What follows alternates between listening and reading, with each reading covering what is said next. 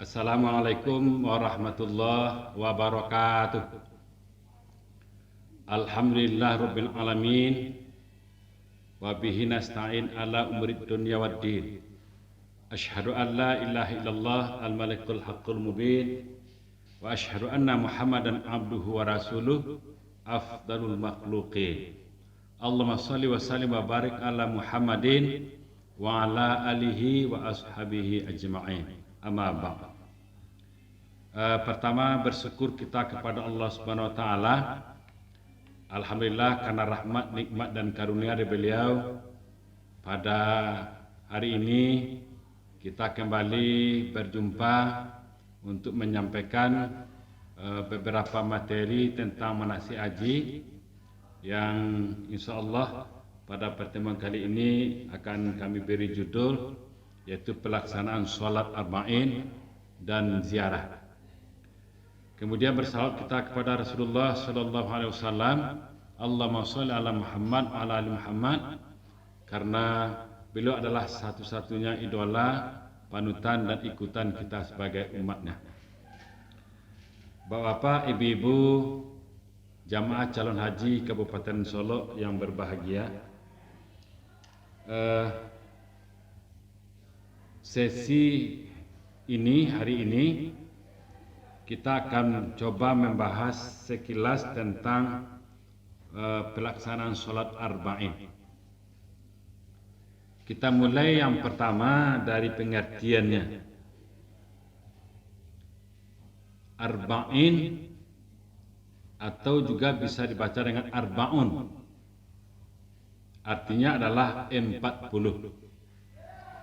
Sholat arba'in secara lughah adalah sholat 40.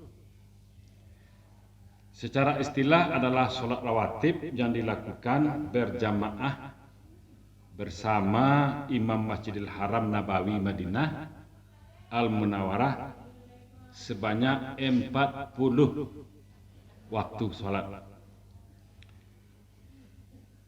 Jika sehari selama dalam kunjungan kita berada di Madinah, berarti sehari semalam ada 5 waktu sholat rawatib. Maka dibutuhkan waktu 8 hari untuk mencapai sholat arba'in itu. Itulah sebabnya pemerintah memberi fasilitas 8 atau sampai 9 atau minimal 8,5 hari tinggal di Madinah bagi jamaah haji dengan kesempatan 42 waktu sholat. Itu makanya kita diberi oleh pemerintah kesempatan untuk itu, ya setidak-tidaknya 8,5 hari. Jadi bisa kita lakukan 42 sholat wajib berjamaah yang di Masjid Nabawi itu. Tapi yang perlu kita ketahui Bapak dan Ibu, arba'in bukan bagian prosesi haji. Nah, itu yang perlu kita ketahui. Sesungguhnya arba'in itu sama sekali tidak termasuk wajib haji. Jadi dia tidak termasuk wajib haji. Apalagi menjadi rukun haji. Karena semua kegiatan haji itu adanya di Mekah, bukan di Madinah. Ini semata-mata bentuk perhatian pemerintah kepada jamaah untuk yang pertama adalah nampak tilas jejak Rasul di Madinah. Dan yang kedua, ya jelas syiar Islam itu sendiri. Dan yang ketiga, yang perlu kita ketahui termasuk di antara ziarah makam Nabi dan para sahabat-sahabat beliau. Dan yang berikutnya keempat, ziarah syuhada Uhud. Jadi syuhada Uhud termasuk di situ adalah makam Baqi. Makam Baqi ada di Madinah. Jadi ziarah tempat-tempat atau masjid-masjid bersejarah lainnya itu biasanya oleh petugas kita sudah fasilitasi untuk berziarah itu dengan menyiapkan kendaraan. Bapak-bapak, ibu-ibu jamaah calon haji Kabupaten Solok yang berbahagia, setidak-tidaknya bagi kita bisa mengambil pelajaran hikmah apa yang bisa diambil dari pelaksanaan sholat arba'in selama di Madinah itu. Untuk kita bersama itu hanya adalah sebagai membiasakan sholat tepat waktu. Karena kita di Madinah itu begitu sesaat waktu azan berkumandang kita sudah berkemas-kemas, sudah bersiap-siap untuk menuju Masjid Nabawi untuk melaksanakan sholat. Sehingga nanti setelah kita kembali menjadi haji di tanah air, kebiasaan itu yang harus kita lakukan. Jadi agar setelah menjalani rangkaian ibadah haji nanti para jamaah haji tetap istiqamah dalam menjalankan sholat wajib 5 waktu sehari semalam. Itu diantaranya hikmah di balik arba'in tadi. Baik, bapak-bapak, ibu-ibu, jamaah calon haji Kabupaten Solok berbahagia, barangkali tentang dasar hukum dan segala macam sudah kita ketahui banyak hadis, walaupun sebagian ada hadisnya agak lemah tentang pelaksanaan sholat arba'in itu. Tapi yang jelas bagi kita pahami itu bukan termasuk rukun haji atau ibadah haji itu sendiri. Kemudian yang berikutnya yang perlu kita ketahui, ada situs Nabawiyah di Makkah dan Madinah. Itu nanti dalam bentuk ziarah semuanya akan bertemu oleh kita di lapangan. Kita lihat baca dalam sejarah di Makkah. Di Makkah yang pertama ada nama Syi'ib Abu Talib. Selain dikenal sebagai Syi'ib Abu Talib, tempat ini kadang-kadang disebut juga Syi'ib Al-Maulid atau lembah tempat kelahiran. Karena di kawasan ini pula lah letak rumah tempat Rasulullah sallallahu alaihi wasallam dilahirkan. Saat ini sebagian besar kawasan ini sudah masuk menjadi bagian dari proyek pelebaran Masjidil Haram. Hanya sedikit bagiannya yang tersisa dikenal dengan nama Suq Al-Lail. Itu Syi'ib Abu Talib di Makkah. Kemudian yang kedua adalah Darul Arqam. Darul Arqam atau rumah Arqam adalah rumah sahabat yang bernama Abu Abdillah Al-Arqam bin Abi Al-Arqam. Darul Arqam berlokasi di lereng Bukit Safa dekat Ka'bah. Darul Arqam merupakan madrasah pertama Islam. Situs yang ketiga adalah Darul Wahyi atau rumah wahyu atau rumah Khadijah. Terakhir kali orang mengetahui letak rumah Khadijah berada di pasar penyimpanan emas atau Saqul Sibaghin. Bila berjalan dari Safa ke Marwah, pasar ini terletak di sebelah kanan. Ada tanda berupa kubah yang bisa dikenali sebagai petunjuk rumah ini. Sayangnya, bapak, ibu-ibu yang berbahagia, sejak kerajaan Arab Saudi dan menguasai tanah suci, banyak situs penting dalam sejarah awal Islam yang dihancurkan. Tak terkecuali rumah ini. Adapun saat ini orang hanya bisa memperkirakan saja letaknya. Tidak ada tanda khusus yang menunjukkan keberadaan tempat yang mulia ini. Itu yang kedua. Kemudian situs di Madinah Jelas yang pertama adalah Masjid Nabawi. Masjid Nabawi menjadi salah satu masjid terpenting di Madinah, karena dibangun oleh Nabi kita terakhir umat Islam, yaitu Nabi Muhammad SAW. Di kompleks masjid ini pula lah Nabi Muhammad SAW dan beberapa kerabatnya dimakamkan atau dikuburkan. Namun harus kita ketahui juga bahwa Masjid Nabawi itu termasuk dalam 3 masjid terpenting umat Islam setelah Masjidil Haram di Mekah dan Masjidil Aqsa di Yerusalem. Maka tak heran jamaah haji dan umrah menyempatkan mampir ke sini sebelum kembali ke negaranya masing-masing. Itu yang pertama, Masjid Nabawi. Situs yang kedua adalah Makam Baqi. Makam Baqi atau Jannatul Baqi adalah kompleks pemakaman besar di kota Madinah.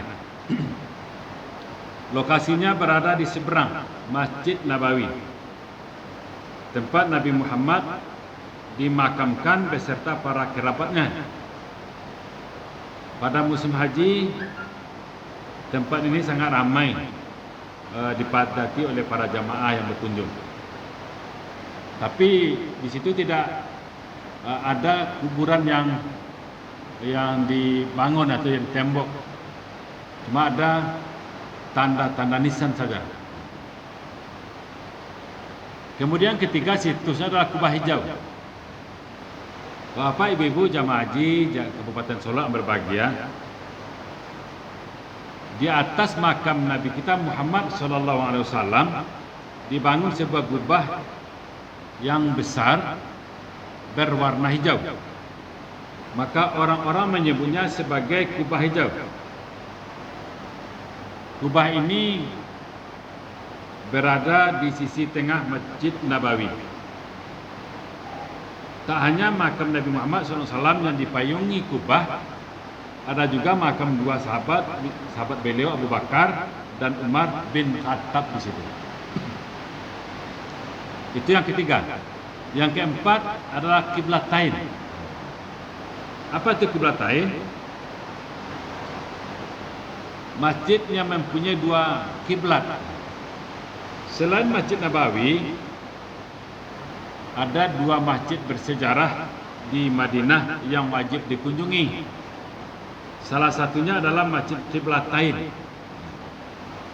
Artinya adalah masjid berkiblat 2 yang berlokasi di atas bukit.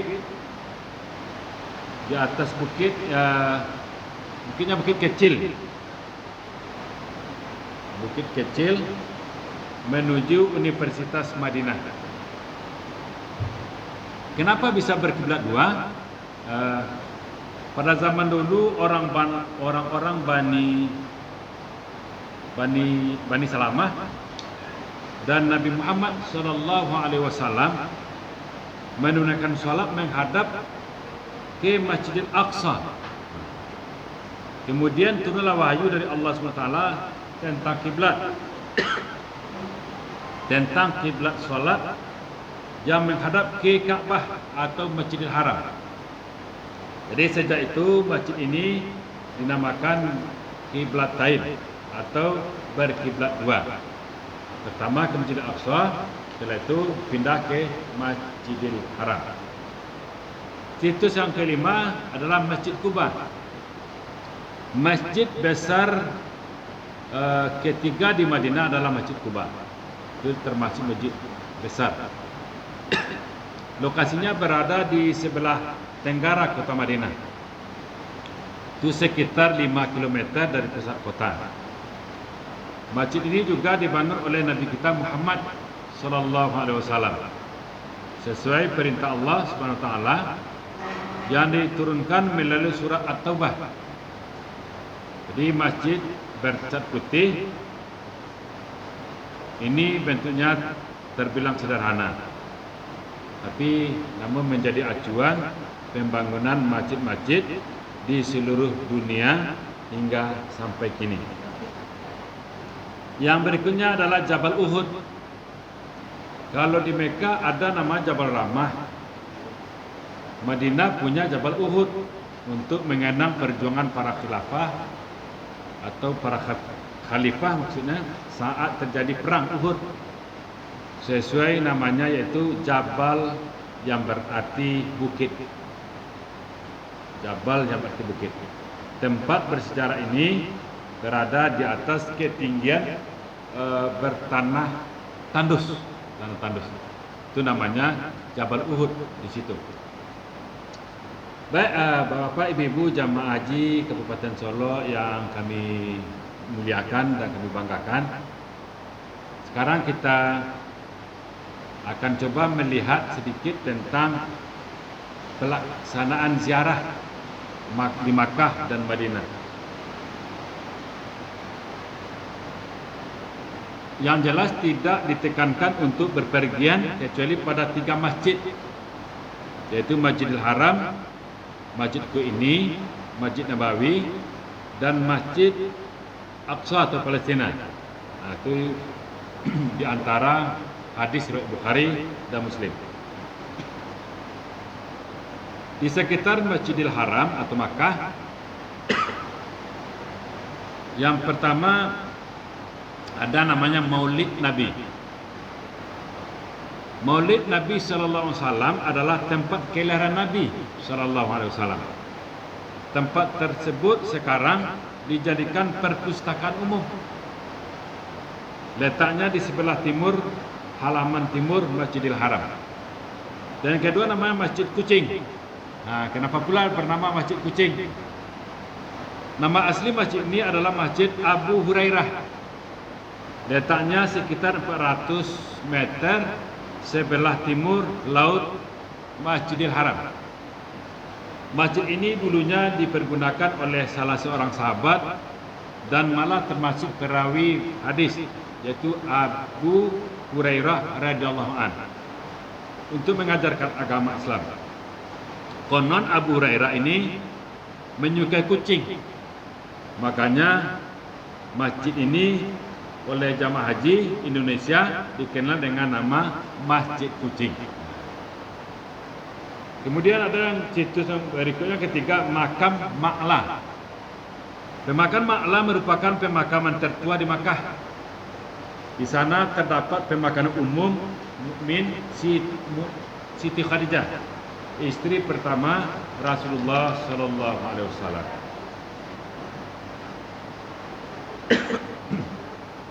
Di samping itu ada namanya Masjid Jin. Masjid Jin terletak di sebelah kiri Makam Ma'la. Dinamakan demikian karena di sana Rasulullah SAW menulis surat ke Ibnu Mas'ud radhiyallahu anhu ketika menerima rombongan jin yang ingin membaiat Nabi. Yang berikutnya ada nama Jabal Sur. Jabal Sur terletak sekitar 6 km sebelah selatan Masjidil Haram. Jadi Jabal Sur memiliki nilai sejarah yang cukup penting dalam sejarah Islam. Ketika Rasulullah SAW berangkat hijrah ke Madinah, beliau kan dikepung oleh kaum Quraisy, tapi berhasil lolos dan bersama Abu Bakar radhiyallahu an, beliau bersembunyi di Gua Thur ini dari kejaran kaum Quraisy. Konon ketika bersembunyi di dalam gua, kaum Quraisy juga sampai di depan Gua Thur tersebut. Namun atas pertolongan Allah, di pintu gua ada sarang laba-laba dan ada seekor burung yang lagi bertengger di sarangnya yang sedang mengerami telur. Kaum Quraisy menyangka tidak mungkin ada seorang pun dalam gua karena sarang laba-labanya masih utuh dan tidak rusak, sehingga selamatlah Rasulullah dan Abu Bakar dari kejaran kaum Quraisy. Yang keenam adalah Jabal Rahmah. Di padang Arafah terdapat sebuah bukit yang bernama Jabal Rahmah. Di atas bukit ini terdapat sebuah tugu. Jadi menurut riwayat, sewaktu Nabi Adam alaihissalam dan Siti Hawa diturunkan oleh Allah Subhanahu wa taala dari surga, keduanya akan terpisah cukup lama, cukup panjang. Bahkan lebih dari 100 tahun. Nah, karena dia selalu bertobat kepada Allah Subhanahu wa taala, akhirnya mereka bertemu kembali di Jabal Rahmah. Jabal Rahmah. Barangkali itulah situs-situs penting di Makkah dan Madinah yang bisa kita sampaikan pada kesempatan kali ini. Kalau ada yang tidak tersampaikan, mungkin sudah hilang dalam peredaran pencatatan sejarah dan segala macam, Allah alam. Mudah-mudahan Bapak Ibu jamaah calon haji Kabupaten Solok, setelah nanti ada waktu yang disediakan untuk berziarah ke situs atau tempat-tempat tertentu yang mengandung nilai sejarah dalam Islam, dan kesehatan mengizinkan untuk itu, kita sebaiknya ikut bersama rombongan yang dipandu oleh petugas-petugas ziarah menuju tempat-tempat ziarah tersebut. Demikian, terima kasih, mudah-mudahan bermanfaat. Mohon maaf atas segala kekurangan. Billahi taufiq wal hidayah. Assalamualaikum warahmatullahi wabarakatuh.